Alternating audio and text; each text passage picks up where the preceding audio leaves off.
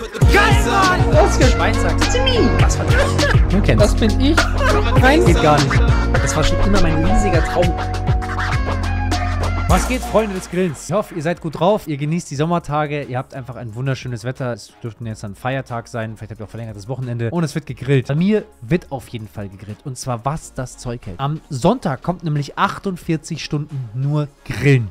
Ich esse ab morgen, also von jetzt an, wir haben jetzt Dienstag, Mittwoch und Donnerstag, jede einzelne Mahlzeit, Frühstück, Mittagessen, Abend, alles nur vom Grill. Und dafür habe ich mir kranken Shit gekauft. Also wirklich kranken Shit, Alter. Und es wird legendär. Es war sehr, sehr teuer, was ich heute gezahlt habe im Einkauf. Und es wird aber auch köstlich, schmöchtlich, prächtig, schmächtig, saftig, knaftig. Wirklich, ganz wild. Deswegen habe ich mir gedacht, um mich da ein bisschen drauf einzustimmen, habe ich mir heute beim Training schon so Grill-Tutorials angehört. Und wir ziehen uns mal ein Video rein. Living off the world's best steaks for 24 hours. Mal schauen, was uns hier erwartet. Mal schauen, wo es hingeht. Gordon Ramsay, Guga Foods, Salt Bay and more. I don't know. 5 Millionen Views. Living Bobby. Hört sich gut an. Hört sich versprechend an. Wenn ihr auf dem Kanal noch kein Abo dagelassen habt, lade ich euch herzlich dafür ein, einfach mal einen Daumen da zu lassen. Das wäre schon mal sehr süß. Und wenn ihr natürlich noch Bock habt, noch ein Abo. Kuss geht raus. Today we're finding who has the world's best steak. Oh my god, there's the first competitor of Gordon Ramsay, who's competing against Guga Foods, a 50-cent steak, the world's most Sowas habe ich mir auch geholt. Da habe ich morgen einen meiner besten Freunde eingeladen. Der wird das mit mir gemeinsam probieren. Ich glaube, der hat das noch nie in seinem Leben probiert. Mal schauen. A5, Great Wagyu, top of top. Steak, Salt Bay, and many more. Ladies and gentlemen, I welcome you to Gordon Ramsay's. And honestly, this place looks like more of a set rather than a restaurant. From the decor to the environment to literally the red on my face and all around the restaurant. I'm not gonna lie to you guys, I'm pretty intimidated. Thank you. It's gonna be charbroil. Okay, Gordon Ramsay, voll geil der Typ. Ich kann mit dem nicht allzu viel anfangen. Aber er ist halt auch so eine Food-Legende. Ich schaue so Zeug, so jetzt von dem nicht so krass diese Shows damals ab und zu mal geguckt. Wenn jetzt wirklich alle Steaks in dem Video kommen, Alter, dann ist es echt ein Brechervideo. You're gonna have a little watercress with a red wine dinner. And those are Guinness infused mustard seasoning. 2 words, dry. You see, this steak has been waiting and maturing to be eaten for 28 days. And you can honestly see it by just taking a look at how the collagen has been broken down to make this cut of meat look and seem like butter with how tender it is. And having the meat be literally perfectly medium rare. The juices are literally pouring out. It makes for an absolutely legendary meal. Now, although the steak was absolutely delicious, Deliciousness 9 von 10, Price 6 von 10. Also recht teuer, aber guter Geschmack. price point for this cut was way too high to be the world's best steak. However, there's one type of spot that not only gives you the best value for steak, but also some of the world's most delicious. Brasilianisches Barbecue, machen das an so Spießen und dann schneiden die das so an einem Spieß runter. Habe ich einmal gemacht in den USA, war sehr, sehr, sehr gut. So welcome to a place that you truly will not believe. Ja, genau, sowas. 3 courses. There's 4 courses. Oh, there's 4 courses. How this works is you have a card. Ja, du hast so eine Karte mit grün und mit rot und dann sagst du immer, wenn es grün ist, kommen die her und dann schneiden die dir was runter. Und wenn es so rot ist, dann sagst du, ich brauche gerade nichts. Und dann gibt es zwischendurch, glaube ich, Bananen oder so angebratene Bananen für Geschmacksneutralisierung. And if you put the green card up, the servers will know you're ready to eat and come over with massive different spits of meat, ranging of course from steak like picanha sirloin, to other things like pork sausage, to chicken leg, and many other different types of meat. Now, as long as you have this green card up, they just keep on bringing you meat for as long as you want. And then you put this up when you don't want Das hat sich zu gut angehört, um wahr zu sein damals. anything, but of course, for now, let's put this up over there. What is this here? Picanha nabra top series steak. Ooh, very nice. It's just dripping the juice. Would it be okay for you? Oh, it's perfect. Are you okay? Yeah, I'll try not to get any fingers, I promise. Good to know, good to know. Oh Aber das ist, glaube ich, nicht das beste Steak. my gosh, ladies and gentlemen, I have never seen anything like this before. Sitting in front of us, we have round 1 of the delicious looking meat with anything from sirloin to different types of steak. And then, of course, we have the monstrous 3 other courses of the rice and beans and plantain, the cheese and meat board, and salad. Like, I mean, just take a look at all this food. It's literally a meal for kings. And it's only $25. 25 and this is only the first round. Aber Bruder, sag doch, wo das ist. Okay, this is officially my new all-you-can-eat favorite place to go to. Like, it's not only the quantity of the all-you-can-eat, but the quality of all these meats being cooked on long skewers over a fire, with the fattier items being placed on top so the juices drip down, make the meats have a freaking unreal flavor. So the meat is amazing and the price.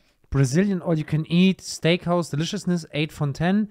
Price, 9 von 10, 17 von Dingen, Gordon Ramsay. Okay, also besser als Gordon Ramsay.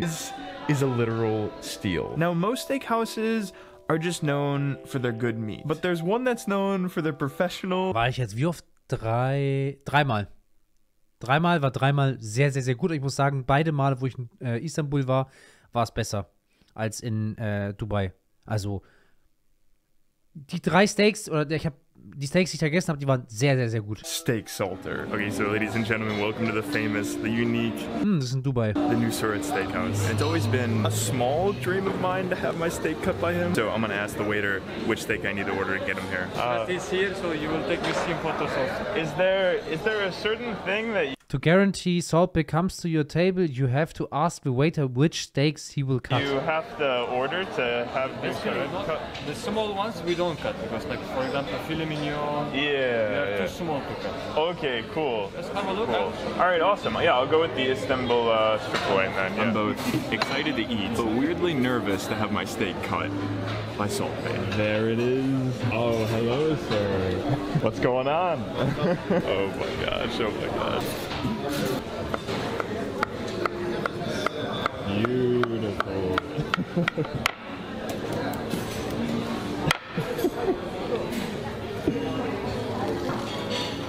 Eine fucking Legend, der Typ. Oh, okay. Absolutely delicious, man. Amazing. My hands. They were shaking. All right, so sitting in front of us, we have a... Schau dir das an, Alter. Das ist halt einfach perfekt. Und auch gutes Preis-Leistungs-Verhältnis, muss ich sagen. Also in Istanbul habe ich für so ein Steak, was war das? 40 € gezahlt oder so. Und es war top. Es war wirklich top. Beautiful made Istanbul strip sirloin, which looks Nusret ist Türke. perfectly medium rare with a crazy amount of salt. Honestly, although being a little bit more expensive than normal places, if you want that piece of entertainment, it's a fun place to go. And crazy stuff like this happens. It literally feels like both a show and weirdly a fan. Price 6 von 10, Entertainment plus 1. Ey, endschlecht. Deliciousness 6 von... Okay, krass. Possibly the world's most desired steak is Wagyu. Some say it's the best steak in the world, and then however there's some that say it's just hype. All right, so what do we have here? This is the Wagyu ribeye. Boah, Digga, das kannst du eigentlich... Du kannst doch nicht so ein Steak auf so... Oh, Mann. Bruder, schau dir das an, Alter. Das brennt von unten weg. Du hast dann ein Steak, was einfach nur voll mit Ruß ist von unten, was von unten einfach verbrannt ist.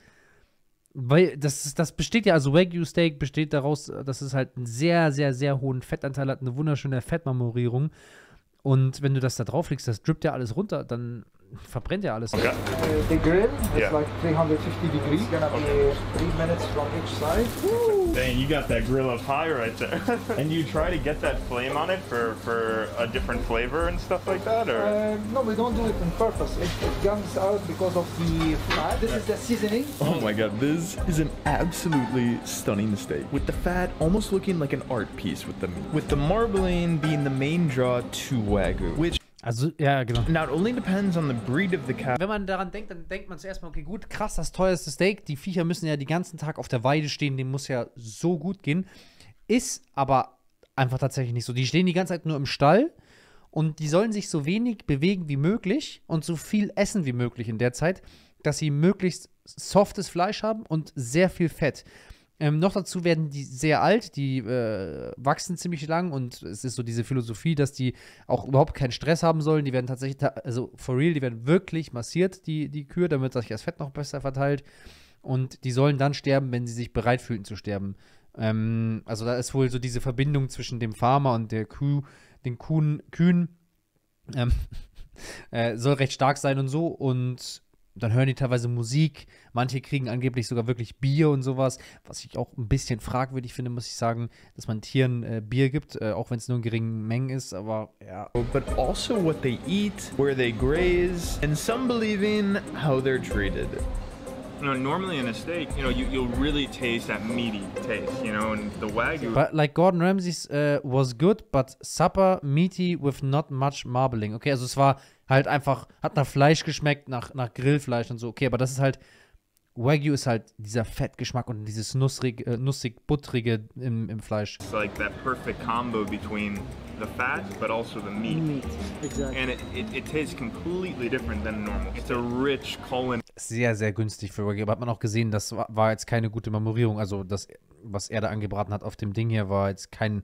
Das war nicht das hier, was da war, sondern das hier da drauf lag, das war kein gutes Wagyu, muss man mal so sagen. Now, although Wag lived up to all the hype, there's one steak cut unknown by most that steak lovers call the world's best. Ladies and gentlemen, welcome to a place that's literally not possible in any other country. You see, this restaurant serves a meat called hanwoo that has a similar process to Wagyu, however is so desired by Koreans that it's only available to be eaten here in Korea, making a meat that literally looks like no other meat in the world. Oh, I'm like a little kid on Christmas morning right now. Oh my God.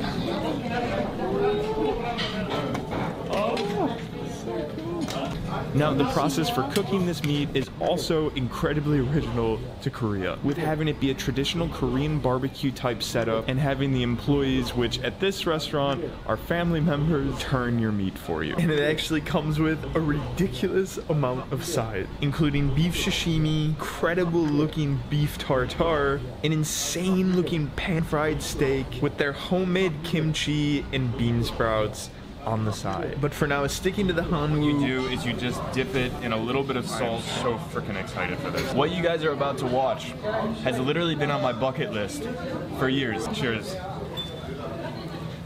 Habe ich noch nie probiert, wir waren noch nie in Korea. Guys, if you come to Korea, you have to make sure, and listen to this very carefully, run over here once you get off the airplane. And eat 110 for everything, 4 courses and... Okay, das... Aber warum ist das jetzt so krass? Also weil das auch so fettig ist oder... Was passiert mit den Tieren? holy... What deliciousness, 10 von 10. Oh. Wagyu war eine 17 von 20. Oh, genauso gut wie Brasilien. Oh.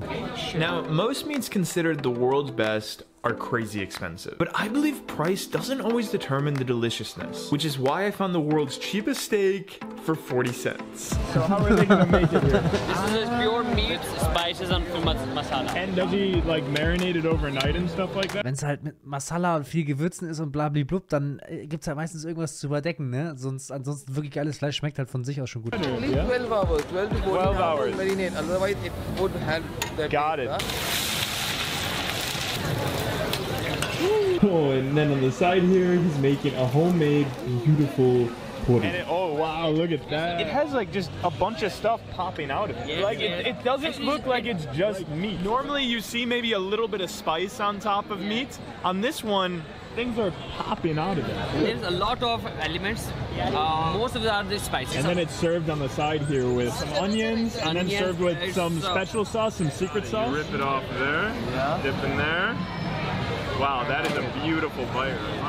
Honestly, one of the most flavorful meats I've ever had. It's fresh, secret stuff went into it. We're homemade. This is off the charts good. Now there's this long-running debate on if you should spend the money to go to a steakhouse or get better meat quality for cheap. An example of restaurant markup. $30 steak costs $11 for the restaurant. So, okay, gut. Also ja, man sagt ungefähr so dreifache Marge. And grill it at home. And without a doubt, the #1 guy teaching people how to do this on YouTube is Guga Foods. Now, to represent the king of steaks on YouTube, Guga Foods, we have two different types of steak contenders. One of being Guga's favorite steak of the Wagyu A5 Miyazaki sirloin. Genau das werde ich morgen essen. That's won the world's best steak award multiple times. And then, of course, one of Guga's preferred ways to prep a steak of dry aging for 35 days with Guga's preferred method. Oh my gosh, Lucille, just looking at these steaks. Yeah, it's crazy. Like the Wagyu has so much fat. It's like so marble. It literally looks like a work of art. It doesn't look like a piece of steak. Yeah, I'm like so excited to eat that. I've never eaten something like that before. You've never had Wagyu? No, never. Ah! And this one looks so different too, because this one really red and also super thick. Like it's so different than the Wagyu. Yeah, like you pick the Wagyu up, and if you look at my hands there, it's almost like my hands are incredibly just filled with fat. Yes. It almost feels like it's cooking the steak in your hand. Ja, weil das hat so ein, also das hat irgendwie dreimal so hohen Omega-3-Anteil wie normales Fleisch und diese Omega-3-Fette schmilzen so schnell. Und es hat einen sehr geringen Schmelzpunkt. Also wenn das schon nur bei Raumtemperatur liegt, dann fängt das schon an zu schmilzen, weil das so einen hohen Fett ist. Also das ist komplett, das ist mit keinem normalen Fleisch zu vergleichen. Now, Guga's recipes are both simple, but also takes a lot of time. With, for example, the dry aging taking 35 days. However, then with the preparation is simply just seasoned with salt and pepper and garlic powder. And the Wagyu, literally with salt. However, the reason why this steak takes so long is his preferred way of grilling, being an indirect grill at 250 degrees Fahrenheit. Fire on over here, but not on the steak. Okay, also er macht hier drüben irgendwo Feuer an, oder wie? With a sear at the end. All right, Lisa, what do you think of these steaks here, looking at them? This one still looks very, very fatty, but you can see that the fat has melted and like become a juice for the meat. Yeah, no, the fat literally is just like everywhere on this board because it was just melted completely on the grill. But what's really... Alter, also ey Leute, ganz ehrlich, das ist krass, Mann. Das ist echt krass. Also es tut mir leid für Veganer, ne? Aber auf der anderen Seite denke ich mir, das ist halt, weißt du, wenigstens eine Wertschätzung für das Essen und für das ganze Produkt dahinter. Und ist was anderes, als wenn du dir jetzt so eine, keine Ahnung, 10 Cent Bratwurst reinhaust. Cool is like, you can still see the marbling all throughout the meat. Like there's the little tiny pieces of marbling. Like they're so slight. It's not like a big piece of fat, but they're so slight in there. In terms of this one, you know, it has a like really beautiful sear on it because it's a larger piece of meat. And also it feels like it has like more consistency, you know, it's like a thicker piece of meat. Yes. It's very, very compact. Yes. Whereas like the Wagyu is like really overflowing with It's juices. Literally just falling apart. Yeah, cheers. Oh, I got 2 pieces, I'm okay with that. How's your first ever Wagyu experience? You love it? It's so fatty, I love it. Just melts in your mouth, right? Fat is life, I'm really enjoying it. Obviously, you know, these steaks are not perfectly made. We aren't professional chefs. However, with that said, I mean, I love eating steak at a restaurant. But Hä? Achso, wie? Der hat das jetzt nicht von den Guga Foods machen lassen, sondern der hat das jetzt quasi Guga Food Style nachgemacht. Ich habe mich schon gewundert, also das würde es erklären, weil der Grill sah jetzt nicht so professionell aus. Price conscious for Wagyu, and it was absolutely unreal.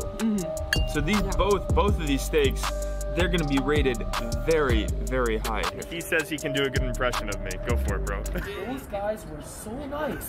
I love this city. It's like everybody's so happy, everybody's so nice and friendly. So awesome here. Bro. Okay, ja krass, Alter. Also man muss auf jeden Fall mal noch nach Korea, würde ich sagen. Living off World's Best Burgers for 24 Hours. Gordon Ramsay. Hä? Hat er das jetzt in 24 Stunden gemacht? WTF? Gordon, wo macht man das denn alles in 24 Stunden? Korea? Gordon Ramsay? Okay, das habe ich nicht ganz gecheckt. Krass auf jeden Fall. Ja, nice, Digga. Ihr könnt ja mal reinschreiben, wo ihr euer bestes Steak im Leben gegessen habt und was das war. Ob ihr das empfehlen könnt. Wahrscheinlich schon, wenn es das beste Steak war. Oder ob ihr das nicht empfehlen könnt. Also ich bin mal gespannt. Für mich gibt es morgen eine interessante Erfahrung, weil ich das für viel Geld selber eingekauft habe. Und wenn du 100 Euro für ein Steak im EK zahlst und würdest irgendwo essen gehen, dann würdest du halt 300 Euro im Restaurant dafür zahlen, ne? Also insofern, ja.